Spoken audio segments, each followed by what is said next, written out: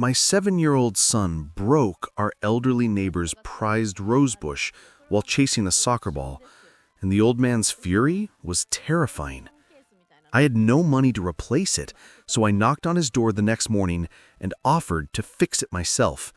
He watched me work all day with suspicious eyes, and that night, he knocked on my door, crying. Before we dive in, I'm curious. What's your favorite type of flower? Drop it in the comments below. And if you love stories about unexpected friendships, healing through kindness, and finding family in unlikely places, please subscribe so you don't miss our next one. Now, let me take you back to the day everything fell apart. The moving truck pulled away from our new rental house in Somerville, leaving behind a scattered collection of boxes that represented the wreckage of my former life. I stood on the small front porch, watching my son Cooper chase a soccer ball across the overgrown lawn, and tried to convince myself that this fresh start was going to work out. 3 months ago, I'd been Matthew Long, successful landscape architect with a thriving partnership in Boston, a beautiful home in the suburbs, and a marriage I thought was solid. Now, I was Matt, unemployed, single father, living in a rental house I could barely afford, trying to figure out how to rebuild a career and a life that had collapsed in the most humiliating way possible. My ex-wife Stella had been having an affair with Ethan Lewis, my business partner of 7 years. When I discovered them together in our office, my world had imploded. The confrontation that followed had been brutal. Stella had been defensive, then cruel. "I got pregnant at 20, Matt," she'd said, her voice cold. "I never got to live my life. I went straight from college to motherhood, and I'm tired of pretending that was what I wanted." Ethan had been apologetic, but not apologetic enough. "It just happened, man. We didn't plan it." Within 2 weeks, our landscape architecture firm, Long & Lewis Designs, was finished. We couldn't work together, couldn't even be in the same room. Ethan bought me out for less than my share was worth, but I'd been too emotionally destroyed to fight. The professional community in Boston was small. Word spread quickly. Former clients took sides, mostly Ethan's, since he was the one still in business. My reputation wasn't exactly destroyed, but the scandal had made everything impossibly awkward. I'd left Boston not because I had to, but because I couldn't stand the whispers, the pitying looks, the knowledge that everyone knew my wife had chosen my business partner over me. The final blow had come 2 weeks ago. Stella and Ethan were moving to London. Ethan had been offered a position with a prestigious international firm, and Stella had made a choice that shouldn't have surprised me, but still felt like a knife to the chest. "I'm not taking Cooper," she told me over coffee at a neutral cafe, unable to meet my eyes. "Ethan doesn't really want children around, and honestly, Matt, I need this. I need a chance to be young again, to live the life I gave up when I got pregnant. Cooper will be better off with you. You're the better parent anyway." So here I was, in Somerville, with full custody of my 7-year-old son, no job, dwindling savings, and a rental house with peeling paint in a neighborhood where I knew no one. The only good thing in this disaster was Cooper himself. He was resilient in the way children sometimes are, excited about his new room, his new school, calling the move an adventure. He didn't fully understand why his mother had chosen to move to another country without him, but he seemed to accept it with a grace that broke my heart. "Excuse me," a sharp voice cut through my thoughts. I turned to see an elderly man standing at the property line between our yards. He was probably in his late 70s, tall and thin, with silver hair perfectly combed and clothing that looked like it had been pressed that morning.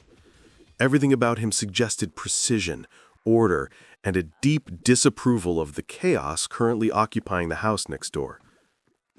"Hello," I said, walking over with my hand extended. I'm Matt Long. We're your new neighbors." He looked at my hand like it might be contaminated, but shook it briefly. "Edwin Abernathy. I live here." He gestured to the house next to ours, and I felt my stomach sink. While our rental was shabby and neglected, Abernathy's property was immaculate. The lawn was perfectly manicured, the hedges trimmed with geometric precision, and the flower beds were extraordinary. Even in late October, they were bursting with late-season glooms, chrysanthemums, asters, and what looked like several varieties of roses still showing color. This was the work of someone who understood horticulture. "Your garden is beautiful," I said sincerely. "Those roses especially, are they David Austin's?" He looked at me with slight surprise. "Some of them. You know roses?" "I used to be a landscape architect in Boston before." I gestured vaguely at my current circumstances. "I see." His expression suggested he saw quite a lot, none of it particularly impressive. "Well, Mr. Long, I hope you'll maintain your property to neighborhood standards. The previous tenants let things go rather badly, as you can see." "I'll do my best," though I had no idea how I'd find time or money for lawn care when I was desperately trying to find work. "And please keep your son away from my garden," Abernathy added, his tone sharpening. "Children and gardens don't mix. Too much running around, too careless with where they step." I felt a flash of defensiveness. "Cooper's a good kid. He'll be careful." "They always are, until they're not?" Abernathy turned and walked back toward his house, the conversation clearly over. "Friendly guy," I muttered to myself. "Who was that?" Cooper asked, jogging over with his soccer ball tucked under his arm. "Our neighbor, Mr. Abernathy. He seems, particular about his garden. Maybe play soccer in the backyard from now on, okay?" "Okay, Dad." Cooper looked at the elaborate garden next door with the frank curiosity of a 7-year-old. "His flowers are pretty. Can we grow flowers like that?" "Maybe someday, bud. For now, let's focus on unpacking." The next 2 weeks were a blur of settling in, enrolling Cooper in his new school, and sending out resumes to every landscape architecture firm within a 50-mile radius. The responses were polite but discouraging. I'd been out of work for 3 months now, long enough that my savings were getting dangerously low, but not long enough that I'd completely lost hope. I'd started taking odd jobs through a local handyman service, basic yard work, minor repairs, anything to bring in some cash. It was humbling, using my professional training to mow lawns and clear gutters, but pride didn't pay the bills. Cooper was adjusting to his new school better than I'd expected. He'd made a few friends, seemed to like his teacher, and hadn't asked too many questions about why his mother was in London and we were here. I knew that conversation was coming, but I was grateful for the temporary reprieve. 2 weeks after we moved in, disaster struck. I was inside making lunch when I heard the crash. The distinctive sound of something breaking, followed by Cooper's terrified, "Dad!" I ran outside to find my son standing at the property line, his soccer ball at his feet, staring in horror at Abernathy's garden. One of the rose bushes, a beautiful specimen covered in deep red blooms, was broken. Its main stem snapped about a foot from the ground. I didn't mean to." Cooper was already crying. "The ball went over the fence, and I climbed over to get it, and I slipped, and I fell right on it, and I didn't mean to, Dad. I'm sorry." Before I could respond, Abernathy's back door slammed open. "What have you done?" His voice was like ice. "What have you done to Eleanor's rose?" He stormed over to the broken plant, and the look on his face was beyond anger. It was anguish, raw and terrible. "Mr. Abernathy, I'm so sorry," I said, putting my hand on Cooper's shoulder. "It was an accident. We'll replace it. We'll—" "Replace it?" He turned on me, and I took an involuntary step back. "This is a Lady of Shallot rose, cultivated over 7 years. My wife propagated it herself from a cutting. You can't just replace 7 years of growth, 7 years of care, 7 years of... His voice broke. He looked down at the broken rosebush, and I saw his hands were shaking. I'm sorry, Cooper whispered. I'm really, really sorry. Just go, Abernathy said, his voice now quiet and cold. Both of you, get off my property. I guided Cooper back to our yard, my son sobbing against my side. Through the window, I watched Abernathy kneel beside the broken rose, touching the snapped stem with a gentleness that made my heart ache. This wasn't just about a plant. Something deeper was happening here, something I didn't understand. That evening, after I'd gotten Cooper calmed down and tucked into bed with extra reassurances that everything would be okay, I sat at my laptop researching Lady of Shalott roses. They were indeed special. David Austin roses known for their beauty and fragrance, but also notoriously difficult to grow. A specimen as mature as Abernathy's would be worth several $100s to replace, even if you could find one. Several $100s I absolutely didn't have. I thought about what I could offer instead. Money was out of the question. But I did have skills, professional expertise that might actually be valuable here. If I could save the rose, repair it properly, using techniques I'd learned over 15 years in the business, maybe that would be enough. It was a long shot, but it was all I had. The next morning, after I dropped Cooper at school, I knocked on Edwin Abernathy's door. He answered after a long pause, his expression guarded. Mr. Abernathy, I can't afford to replace your rose, but I am, or I was, a professional landscape architect. I specialized in historical garden restoration and rose cultivation. If you'll let me, I'd like to try to save the rose. No charge, no strings attached. Just let me try to fix what we broke. He studied me for a long moment. You really think you can save it? I don't know. The break is bad, but the root system looks intact. With the right intervention, grafting compound, proper staking, stress reduction, there's a chance, maybe 50-50. And if you fail, then at least we tried, and I'll owe you a rosebush, which I'll pay for somehow, even if it takes me a year. Abernathy looked past me toward his garden, toward the broken rose that was clearly visible from his doorway. You have professional credentials? I can show you my portfolio, references from clients in Boston, my credentials from the American Society of Landscape Architects. That won't be necessary. He opened the door wider. My tool shed is open. Help yourself to whatever you need. But I'll be watching. If you damage anything else, this conversation is over, and I will be calling my lawyer. Understood. Thank you, Mr. Abernathy. I spent the rest of the morning at the garden center, buying supplies I couldn't really afford. Rooting hormone, grafting compound, stakes, ties, and soil amendments. Then I returned to Abernathy's garden and got to work. He was true to his word about watching. Through the window, I could see him periodically checking on my progress, his expression skeptical. I tried to ignore the scrutiny and focus on the work. The broken rose was in worse shape up close than I'd hoped. The main stem had snapped cleanly, and several smaller branches were damaged. But it wasn't hopeless. I cleaned the break carefully, applied grafting compound to seal the wound and prevent infection, and stabilized the stem with careful staking that would support without restricting growth. As I worked, my professional instincts, dormant for months, suddenly woke up. I started noticing other things. The garden was immaculate, but there were small improvements that could be made. A bed that needed better drainage, spacing that could be optimized, companion planting opportunities that weren't being utilized. I found myself making small adjustments as I worked.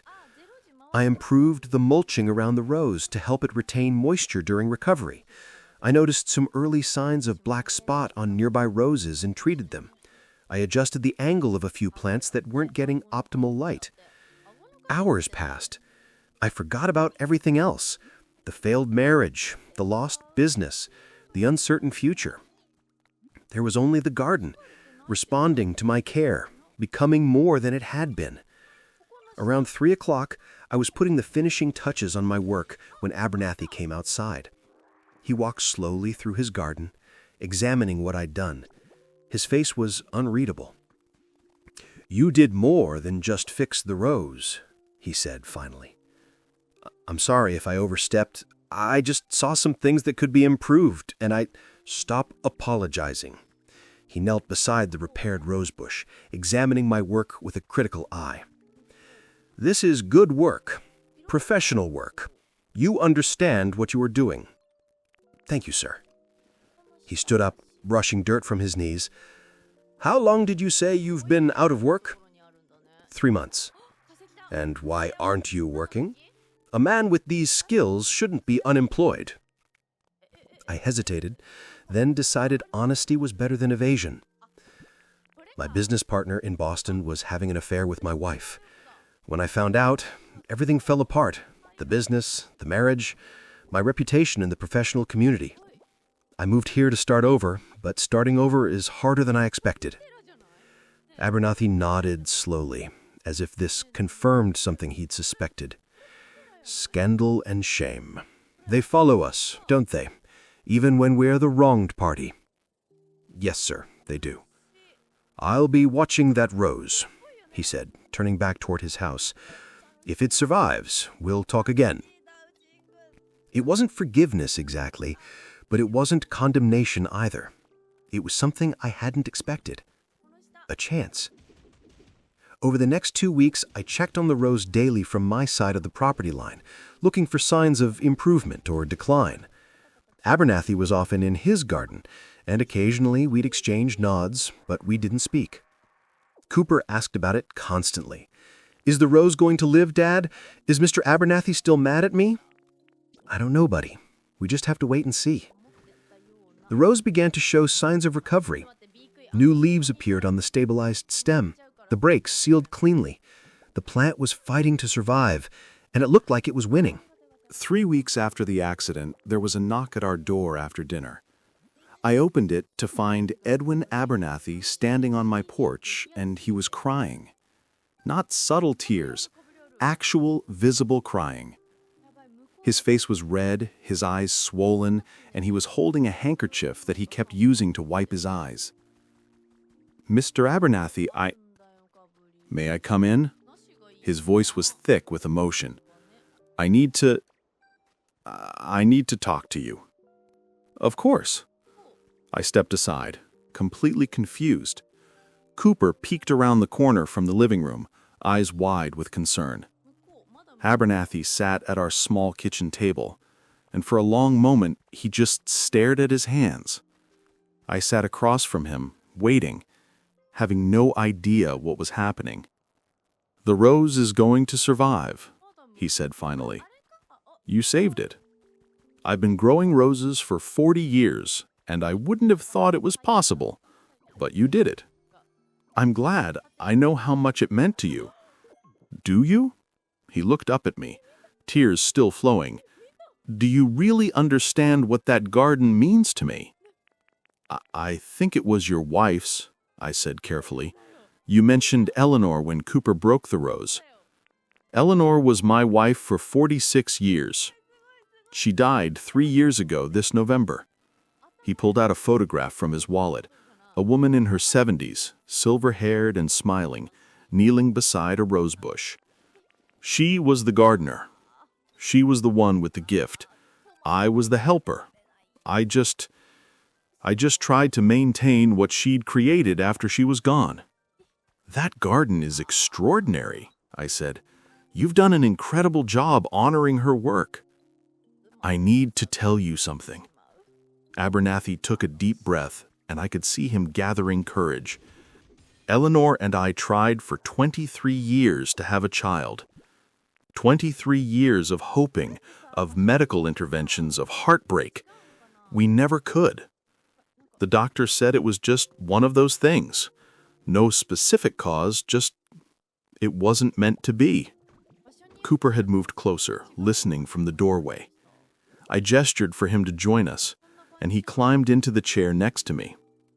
"The garden became our child," Abernathy continued. "Every plant, every bloom was something we nurtured together. We'd plan the seasons, celebrate when something bloomed for the first time, mourn when we lost a plant to disease or cold. It sounds foolish, I know." "It doesn't sound foolish. It sounds like love." "When Eleanor died, I became so angry. Angry that we'd never had the family we wanted, angry that she was gone, angry that I was left alone in a house that was supposed to be filled with children and grandchildren, but was just empty." His voice cracked completely. "When I see children playing, hear them laughing, I'm reminded of everything we lost. So I pushed them away. I became the mean old man who hated kids because it was easier than admitting I was just broken." Cooper slipped out of his chair and walked over to Abernathy. "You don't really hate kids, do you?" "No, son. I don't hate kids at all. I'm just sad that I never got to have any of my own." Cooper looked at Abernathy with an expression of such raw longing, it made my chest hurt. "I'm sorry I broke your wife's rose," Cooper said. "Your father fixed it," he replied. "He probably saved it, actually. I might have given up on it, let it die, because looking at it broken was too painful, but he saw it could be healed." He turned back to me. "That work you did in my garden, it wasn't just competent. It was excellent. You have real talent, and you're wasting it doing handyman jobs because some fool in Boston couldn't see what he had." "Thank you, but I don't see how—" "This is an affluent neighborhood, Mr. Long. Matt, these people spend thousands on landscaping every year. They hire firms from out of town because they don't know there's someone right here who can do the work better. But I know everyone on this street. I've lived here for 41 years. If I recommend you, if I show them what you did with my garden, you'll have more work than you can handle." I stared at him. "Why would you do that?" "Because you treated my wife's garden with the respect and understanding it deserved. Because you tried to repair the damage your son caused, instead of just apologizing and walking away. Because I've been alone in that house for 3 years, watching children play in yards up and down this street, wishing I could be part of their lives instead of the grumpy old man they're afraid of." He looked at Cooper. "Maybe it's time I stopped being angry about what I didn't have and started appreciating what I do have. Neighbors who care and a garden that's still beautiful." I felt my own eyes getting wet. "Mr.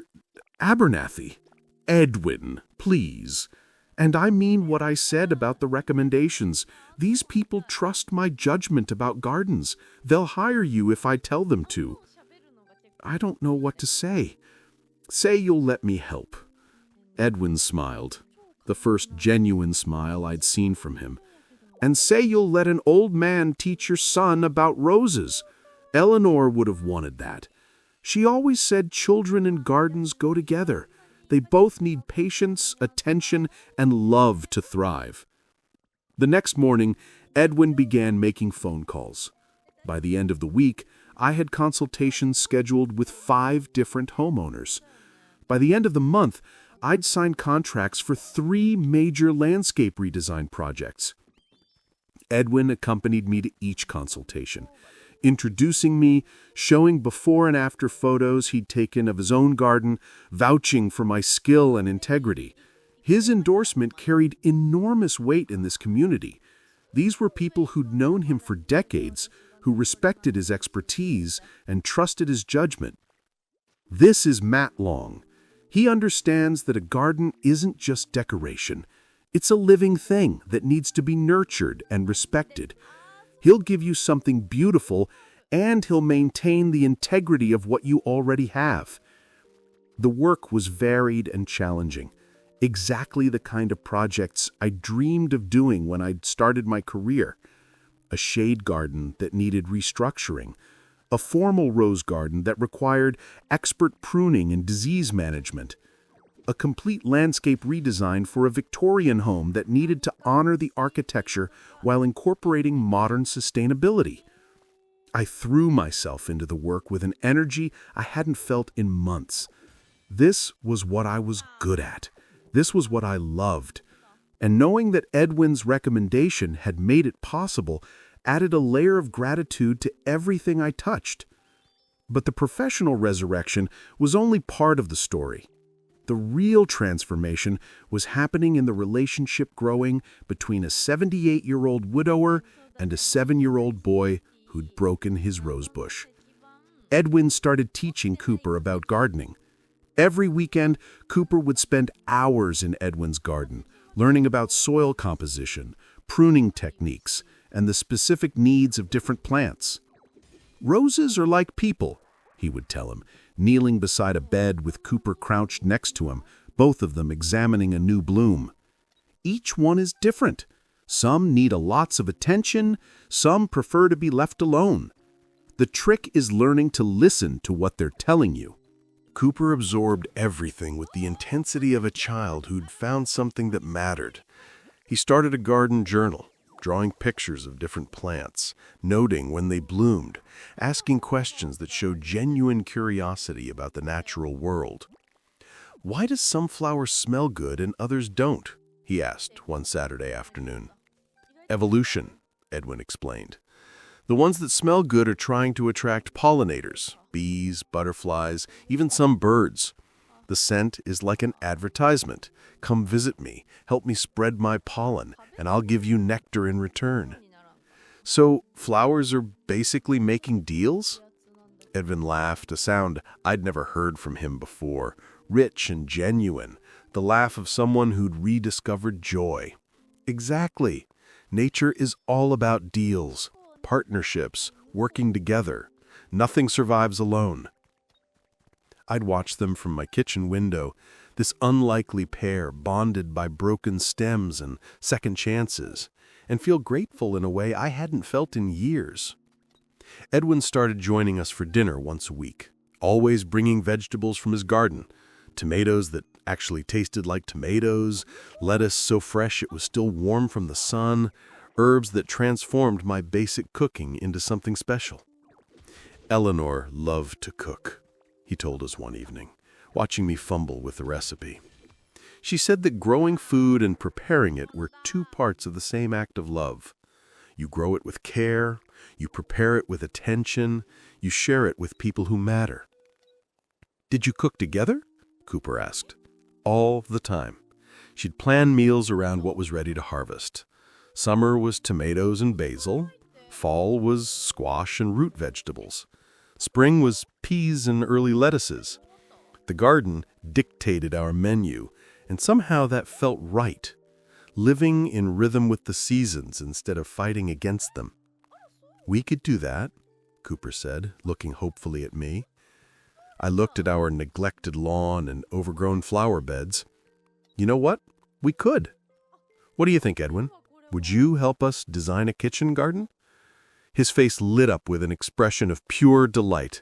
I'd be honored. Within 3 months, I had enough steady work to leave the handyman service and focus entirely on landscape architecture. Within 6 months, I'd incorporated my own small firm, Long Landscapes, and hired 2 part-time assistants. But every success felt secondary to what was happening next door, in the friendship growing between Edwin and Cooper. The following spring, we transformed our backyard together. Edwin designed it, I implemented his vision with professional precision, and Cooper did much of the actual planting, his small hands learning the feel of soil and roots. We created raised beds for vegetables, herbal spiral near the kitchen door that was both functional and beautiful, and along one fence, a row of rose bushes, including a lady of shallot that Edwin had successfully propagated from the one that Cooper had broken.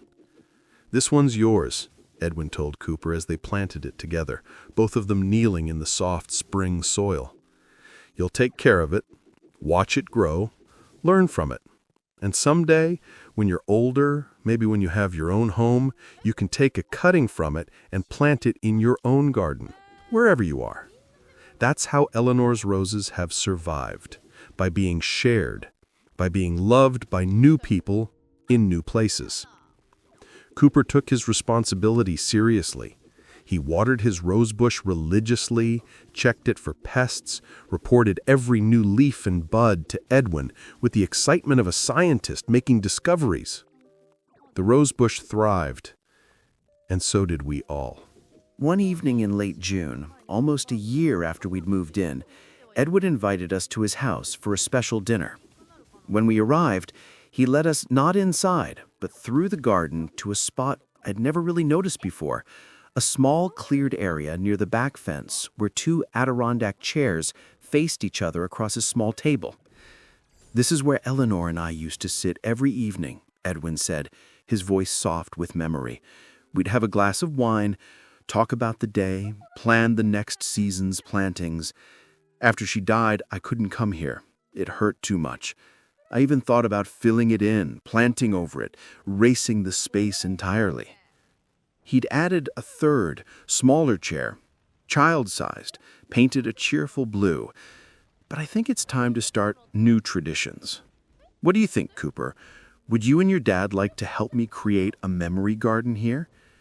A place to remember people we love, but also to celebrate the people who are still here?" Cooper looked at me and I nodded, my throat tight with emotion. We'd be honored. We spent the next month creating something beautiful in that spot. A circular garden with a stone pathway, flowering plants that bloomed in succession from spring through fall, and in the center, a small bronze plaque that Edwin had commissioned. It read, "For Eleanor, who taught us that gardens grow in the heart as well as the soil, and for the friends who helped us remember how to bloom." The night we finished it, the three of us sat in our chairs, Edwin, me, and Cooper, watching the sun set over the garden, and Edwin told us stories about Eleanor. Not sad stories, but joyful ones, memories of a life well lived and a love that had endured beyond death. "She would have loved you both," he said, looking at Cooper with grandfatherly affection. "She always wanted children around, wanted to share her knowledge, wanted to see the next generation fall in love with growing things. I think, somehow, she made that happen anyway." "How?" asked Cooper. "By making sure her garden survived. By creating something so beautiful that people like your father would care enough to save it.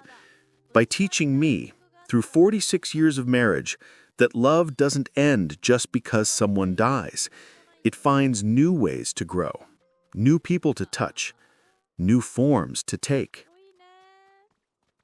2 years after that first terrible day, when Cooper broke the rosebush, I stood in Edwin Abernathy's garden at a gathering of neighbors, clients, and friends, celebrating 2 milestones: the official expansion of Long Landscapes into a full-service design firm, and the publication of a feature article in Connecticut Gardens and Homes about Edwin's award-winning garden and the unlikely friendship that had saved it.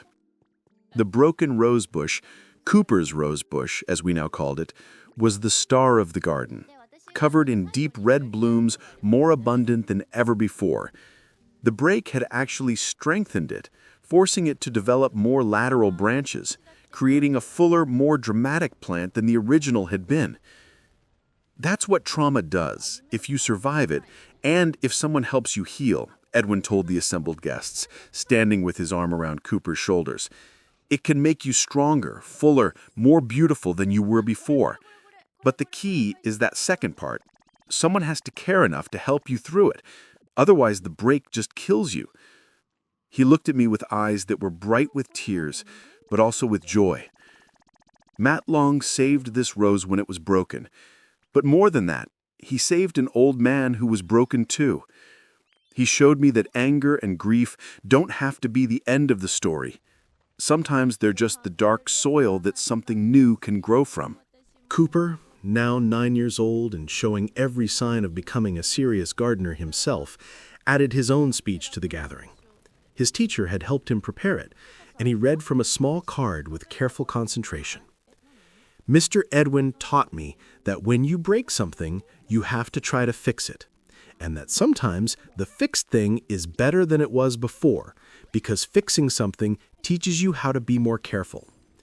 Also, roses need water, but not too much, and you should always deadhead the spent blooms to encourage new growth. But the most important thing I learned is that gardens are like families. You have to take care of them every day, and sometimes broken things can heal if you give them time and love. The crowd applauded, and Edwin pulled Cooper into a hug that made several people reach for tissues. Later, as the party was winding down, Edwin pulled me aside. "I have something for you." He handed me an envelope. Inside was a check, a substantial check, and a letter written in Edwin's precise handwriting. "This is the money I would have spent on professional landscaping for my garden over the past 2 years," Edwin explained. "I want you to use it to expand your business. Maybe hire another full-time employee, buy better equipment, rent proper office space. Consider it an investment in your future." "Edwin, I can't accept this. You've already done so much." "I'm 79 years old, Matt. I have more money than I need and no children to leave it to." He paused, his expression softening. "Except now, I do have a sort of grandson, don't I? And a friend who's become like a son. My will has been updated to reflect that, by the way. When I'm gone, this house and garden will go to you and Cooper, along with everything else. Eleanor and I built something here, and I want it to continue after I'm gone." "Edwin!" "Don't argue with me. I've made my decision, and my lawyer has all the paperwork. Just promise me you'll keep the garden alive, keep Eleanor's roses blooming, and keep teaching Cooper about growing things, because that boy has a gift." I looked at this man who'd been a stranger 2 years ago, who'd seemed like an obstacle, an angry old man who hated children and change. Now I saw him clearly, a person who'd been drowning in grief until a broken rosebush and a scared little boy had given him a lifeline back to the world. "I promise," I said, "and thank you for everything, for believing in me when no one else would, for loving Cooper, for teaching both of us that broken things can be healed if someone cares enough to try." "Thank you," Edwin replied, his voice thick with emotion, "for reminding me that life isn't over until it's over, that there's always room in a garden and in a heart for new growth, new relationships, new reasons to get up in the morning." That night, after Cooper was asleep and the house was quiet, I sat on my back porch looking at our garden. The kitchen beds were producing abundantly. The roses were thriving. The lawn I'd finally had time to properly restore was green and healthy. But more than that, we'd grown roots here, in this house, in this neighborhood, in this community. We'd found family in the most unlikely place, next door, in the form of a grieving widower whose anger had masked a desperate need for connection. My phone buzzed with a text from Stella. She sent them occasionally from London. Brief messages asking how Cooper was doing, photos of her new life that were clearly meant to show how happy she was. I used to respond immediately, used to feel that familiar ache of rejection. Tonight, I just set the phone aside. Whatever Stella had chosen was her path. Cooper and I had found ours, and it was fuller and richer than I'd ever imagined possible. A broken rosebush had started it all. A child's mistake, a father's attempt to make amends, and an old man's realization that he didn't have to spend his remaining years alone with his memories and his grief. Sometimes the most beautiful gardens grow from the most damaged soil. Sometimes the strongest bonds form between the most unlikely people. And sometimes, when you think everything is broken beyond repair, all you need is someone who cares enough to help you bloom again. The rose that Cooper had broken was thriving now, stronger than ever. Its deep red blooms a reminder that broken things, when tended with patience and love, can become more beautiful than they were before. Just like families, just like friendships, just like the messy, imperfect, extraordinary life we were building together, one careful day at a time. What did you think of the way Edwin dealt with his grief and how a child's mistake became the beginning of healing for everyone involved? Share your thoughts in the comments below. If this story about unexpected friendship, second chances, and finding family in surprising places touched your heart, please hit that like button and subscribe for more heartwarming stories every day. Don't forget to click the notification bell so you never miss our next uplifting tale. Thanks for watching, and we'll see you in the next one.